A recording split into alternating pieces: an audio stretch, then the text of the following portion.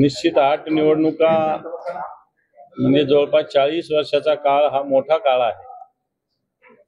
परंतु तसं बघायला गेलं तर भास्कर जाधव हे शिवसेनेचे नेते आजही सक्षम ताकदवान आहेत आणि त्यांची शिवसेनेला आवश्यकता आहे। मंत्रिपद न मिळाल्याची पण त्यांनी खदखद व्यक्त केली आहे। आता मला असं वाटतं मंत्रिपद किती आपल्याकडे आणि कोणाला द्यायचे हा पक्ष श्रेष्ठींसमोर सगळ्याच पक्षाच्या नेहमीचा विषय असतो आणि त्याच्यामध्ये सगळ्यांना संधी देता येणं किंवा दिली जाणं या सगळ्या गोष्टी अतिशय मला वाटतं सगळ्यांनाच फक्त एवढ्या भास्करराव पुरत्या नाही तर सगळ्याच पक्षश्रेष्ठींना एक मला असं वाटतं निर्णय घेताना एक फार छातीवर दगड ठेवून निर्णय घ्यावे लागत असतात।